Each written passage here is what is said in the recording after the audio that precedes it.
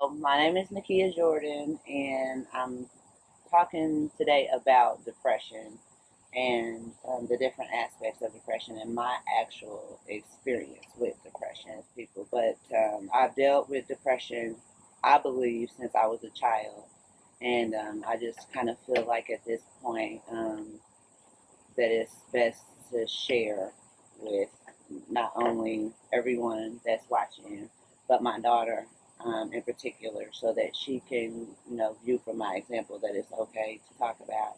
It's something that's common among people, and it's something that can be dealt with. And basically, that's it. So let me go into when I was a child, is when I felt it started. Um, I was born to a teenage mother who was born to a teenage mother.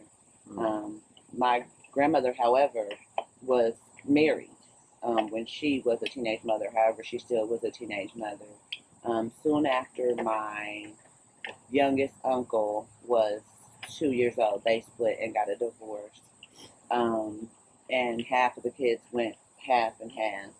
Um, when my mother got pregnant, she then, I believe, had to stay with my grandmother. And um, she was a police officer. And one of the only brother, her and my uncle, my oldest uncle, were one of the only brother and sister teams in the 80s, black African American, to actually graduate the police force.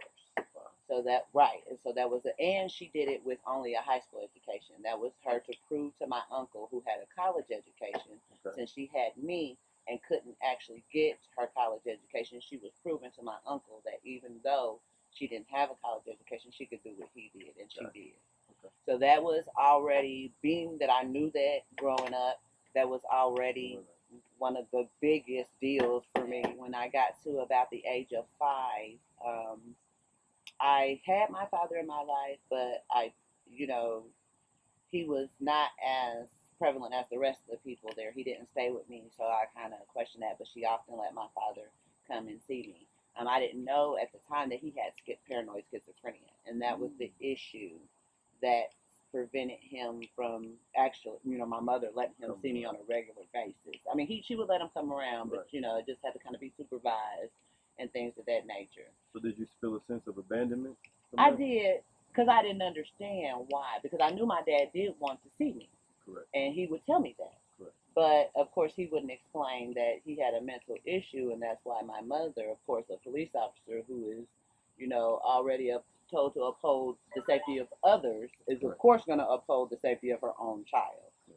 So, but when I finally figured it out, and that was the horrible thing, that I figured it out from an actual event of an occurrence, and I, don't want to taint my dad. He's still alive and everything, and I don't want anyone to, mock him or whatever. So I won't really actually go into the detail of it, but I will just say that when I was 5, an incident happened on the news that was involving my dad and his mother, and I lost my grandmother, and he had to go to a mental institution from it. So it was at his hand that I lost my grandmother. So then I couldn't really process that exactly because I was only 5.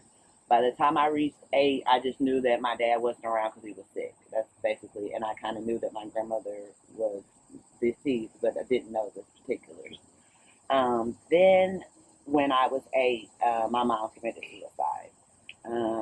The police force actually is one of the highest suicide rates of a profession, due to, I believe, the depression that police officers actually experience every day on the job and things that they see.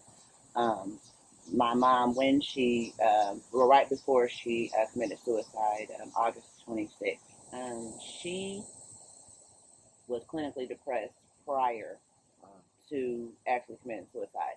She had a run with a partner. They always put females back then with males, make sure that they, Well, her and a male partner pull up on a scene where there was a man who they felt had mental or drug or something, he was being irate and bullying and throwing and, causing a scene with other individuals. So when they step on the scene to accost the gentleman, he immediately picks up her partner and just slams him to the ground. So then she's left there standing like, okay, yeah. So at this time, it wasn't just you could shoot anybody.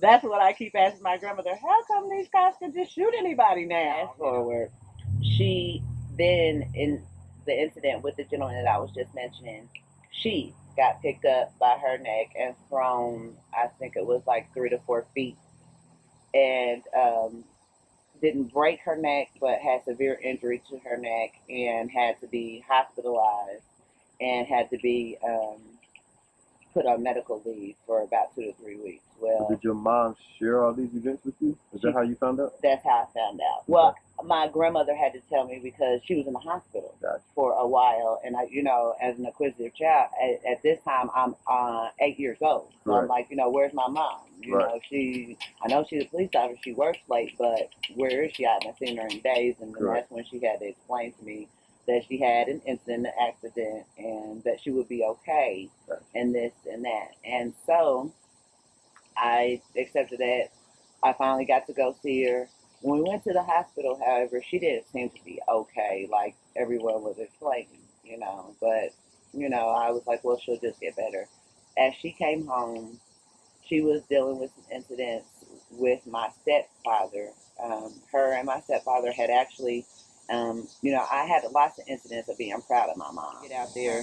He, however, had cheated on her with another individual, also further causing her depression, something she was not sharing with me for her. So it goes back to another case of abandonment. Abandonment, once again, or whatever. So she was dealing with that from me because I'm constantly asking her, where are all these men? What do you keep doing to the men?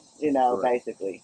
And so I would hear her at night, she would talk on the phone and be fine and everything by day.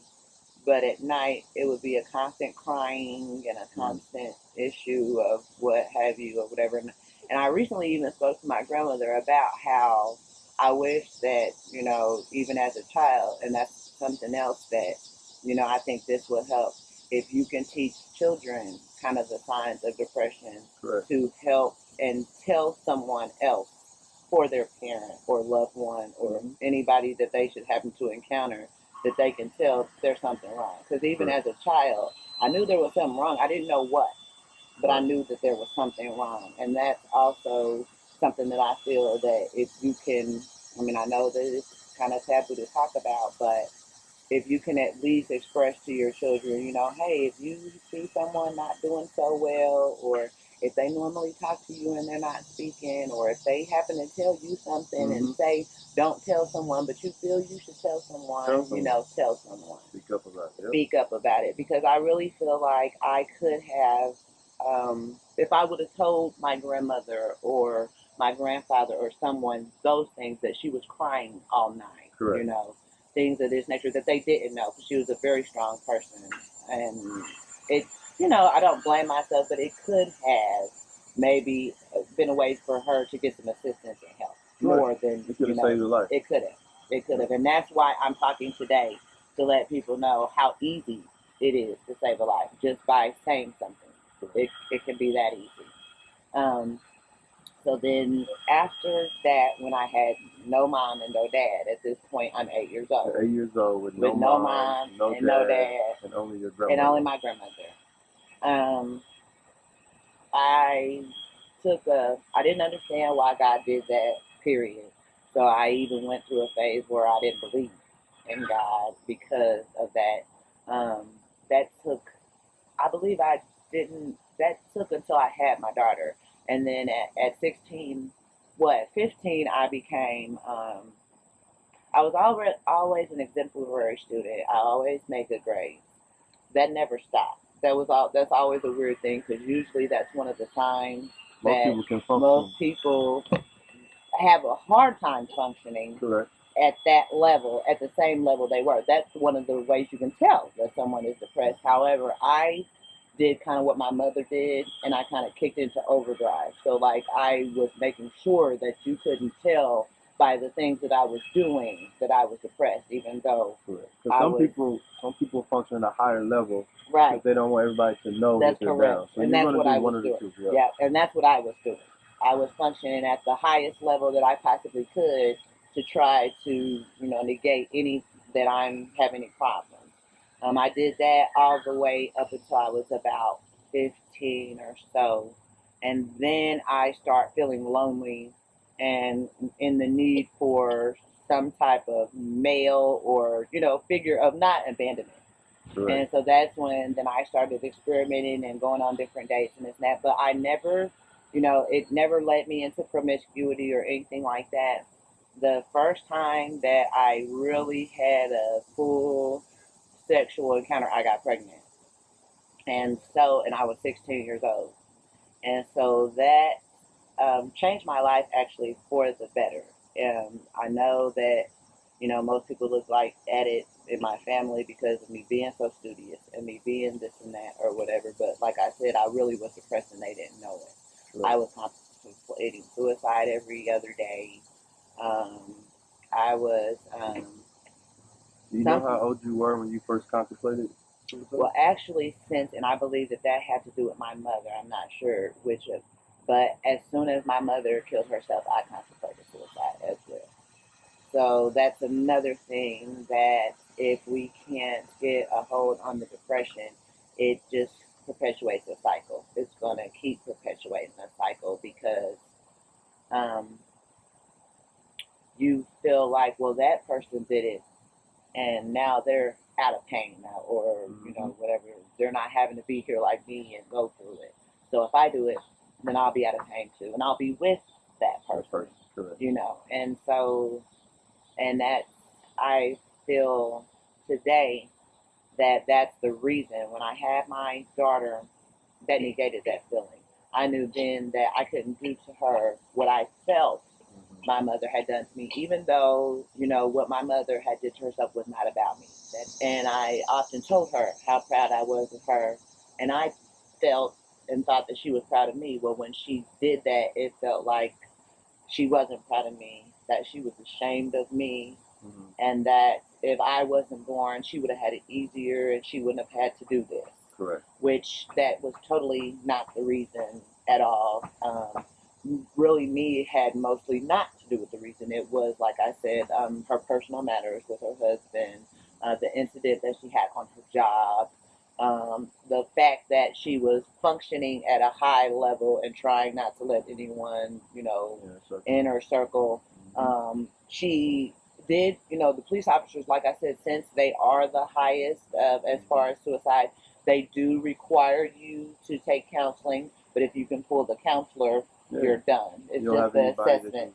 And she, of course, could do that with no hands down. She was fooling her whole family into thinking that she was operating at a regular and efficient level. So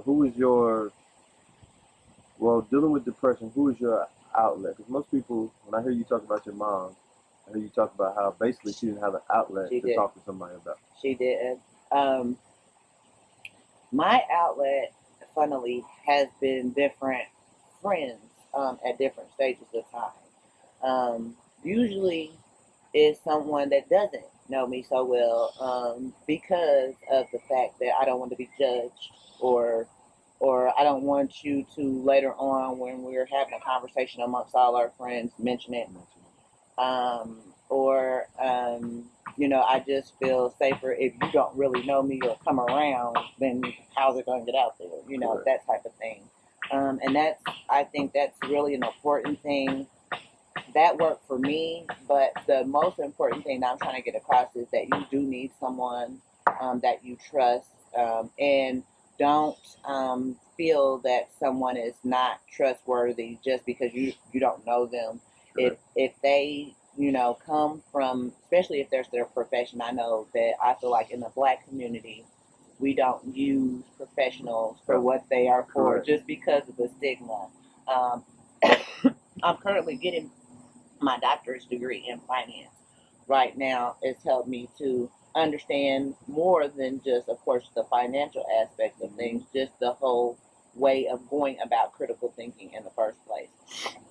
my critical thinking tells me that, well, if I'm, operating and I'm still operating and I'm highly functioning and everything, but then I crash and have these low moments or whatever, if I just talk to somebody, maybe I can prevent Correct. that whole crashing, building myself up back situation, etc. And I believe that that's how, maybe some races or different people and aspects of life tend to get further than we tend to get. It doesn't have anything necessarily to do with racism, Nope.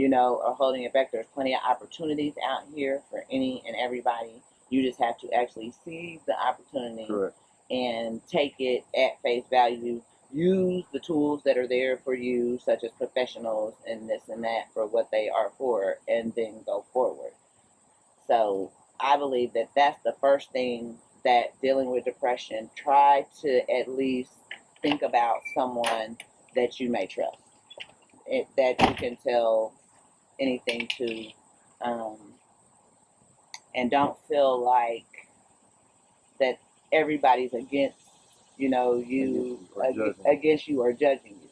Because, and then the thing about it is, even if they are, so what? Who are they to judge you? And I think that's really a thing in the Black community where, you often, oh, well, they're talking about me and they're, they feel like this and that. And then, when they're talking about, when these people start talking about, they talk about Jesus, they'll talk about anybody. Correct. And if you spend your life worrying about them talking about you, then once again, you're not moving on to your next phase of life. So if you have maybe one or maybe two to hit home messages you would like to send to the world or to anybody that ever sees this video about, fighting depression, what would that be? Because that's what this whole series is all about. About one, just raising awareness for that it's okay to go and get help. Two, let's try to fight it, because it's something that, as you said earlier, us as normal people, we get judged and our friends don't want to come around us. Superstars, quote unquote, if they come out and talk about it, then nobody watches their movies. Well, nobody watches their movies. Right. Nobody buys their music, or nobody wants to be a part of them until they die. Right. Then they're a hero. Michael Jackson, for example. Yeah. So my thing is, if you had to hit home and say, what is the one or two messages you would like people to know as you share your story, what would that message be? My thing is that, being from a child of someone who was clinically depressed and committed suicide, the thing and to remember is that there are other people counting on you. If you kind of keep that in the forefront, I know that's, I don't mean it pressure-wise. I just mean, if you think, okay, most people think, well, if I leave, nobody will care. That's the thought process behind it. Oh, nobody's going to be any different. Everybody's just going to be fine. Well, that's really not true, because I know that that's what my mother thought. Well, if I leave, my mother can take care of her better, or this person or that person can take care of her better. And really, no one can do for you what you're supposed to do in your life. Like, if you have children, or if you have anyone, friends, or whatever, different people count on you. Don't forget that. As an inspiration, not saying that you have to uphold a certain level, just count on you as a person that's gonna be there. Like, if you look at it like you're not alone, and I think, and I don't know how, because I know that that's one of the issues of depression. You feel alone. You don't feel this and that. But if you can just kind of keep in mind first that you're not alone, and that there are people that are not judging you. They're just looking for your hi, or how you doing, or whatever each day. Then I think that could help. If you could find a way to fight the feeling of being alone. That's the major thing that I think that a lot of people do commit suicide or do other things, because they just feel like no one will care and they are alone, is the first thing. Anything, just find out what you could be passionate about and what makes you feel good, because I know that that's a lot kind of from a doctor's aspect. The reason why we're depressed, our serotonin levels are low. and they need to be increased. Well, to my understanding and the way that I have dealt with my depression is to find things that do increase my serotonin level. Being with my kids increases my serotonin level. I love to be with my kids. Right. So I do things with my kids. Then when I start feeling, upset or what have you. But each person knows what makes them feel better. Even if you are depressed, something makes you smile sometimes. Something, rocks your boat. Do more of that. Don't say, or feel guilty about taking pleasure in that. That's what you need to change. That's what you need to invoke change. You have to get your body to a certain level where you can actually get up and do the normal things that you have been doing. If it never reaches that level, it'll keep you in a cycle of that. Well, it's funny that you mentioned cycle. One of the things that I talked about as far as dealing with life coaching and dealing with people that deal with depression, it's something that it was ingrained in me when I was younger that I figured out on my own that I always wanted to make sure was something that I did, and it's called break the cycle. And breaking the cycle of depression is something that, listen to your story. 8 years old, you started suffering depression, but it came from two other people that were suffering depression. Right. And you didn't have a mindset or the knowledge to know to break the cycle. Right. And I asked you this question just because you do have three kids. Yeah. Just by knowing a little information, you told me that one of your children deal with depression. Have you taken steps or have you tried to help that individual break the cycle that her mom dealt with? Because it's a cycle that keeps going on. So there's something that you try to help the individual with. This is one of the things that I'm trying to do. Before this, the things that I suggested were for her to talk to me anytime she felt, and all I can suggest to her is that she not feel bad about it. That's the first thing I tell her, not to feel bad that she has depression or whatever her issue. I don't know if she has depression, but I kind of see some of the same signs that I was going through. So the first thing that I tell her is don't be ashamed of it. The second thing that I tell her is that I'm available for her anytime to talk, and if she would like to, I can help her find someone that she should talk to. I encourage her attending any group activities that are for her and her age group or any interest that she has in. I promote, like I said, her doing anything she likes to do. Don't the adult stressors are kind of getting to her. And so I tell her, just basically kind of put that in God's hands. There's only certain things that you can do. If it's out of your control, it's out of your control. And so that's the steps. But I've noticed that, like other blacks, that I don't think that she is okay with and comfortable talking to other people, and I'm not being a good enough example. I'm talking the talk but not walking the walk. So that's why today I'm doing the video to show her that okay, I'm admitted to it, and I'm telling how I deal with it, and I'm not ashamed of it.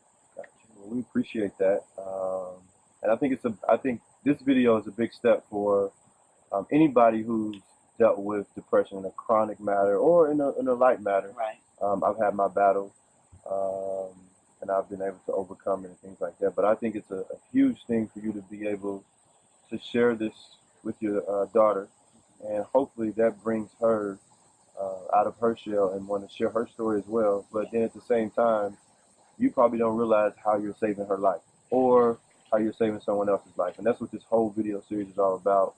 If I can tell my story, you can tell your story, and the next person can tell their story, whose life will we save along the way? We never know. My biggest thing for you is knowing you for 20 plus years, never had a clue. Knew you had family and lost your parent or whatever, yeah, but never knew what was underneath all of that. And yeah, I have to say, totally never knew. right. you know, from playing basketball, from hanging out, from just being friends. Yeah. No one, I would have never known this had I not put the message so out there and you said, hey, I want to be a part of this.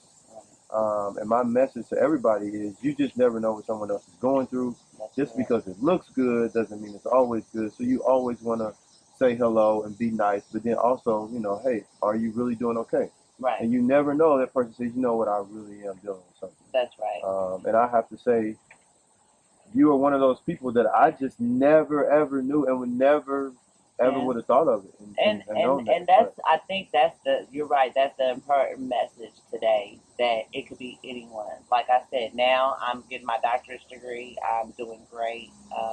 I'm getting my business together. I don't have as many bouts with depression as I had previously. But like you said, it's still a cycle. My daughter, or is exhibiting signs, and so I want to make sure, and it may not, be, I don't know, but if it is, like you're saying, it's just so simple to just say a nice gesture to someone, just ask them, how are you doing today? And if they tell you no, they're not, say something, help them out. You have to, each person has to come to their own acceptance. And I think that's why it's so massively, still a problem so much, because each individual that we're talking about that's depressed, millions and millions of people, each one of those people have to come to terms with what they're doing, and that's the hardest part. When you feel like you're alone and have no help. Exactly. Well, that's a perfect way to end it. And that's true. People have to do that. People have to own up to it. And once you own up to it, then you can start dealing with it. Just like any problem or any situation that you may have, you gotta come out of the denial process first, then deal with it. Then you can move forward and have a prosperous and graceful day or life. So, and be no different from it. Actually better. I feel I'm better after I learned these tools. Gotcha. Thank you very, very much. Thank you.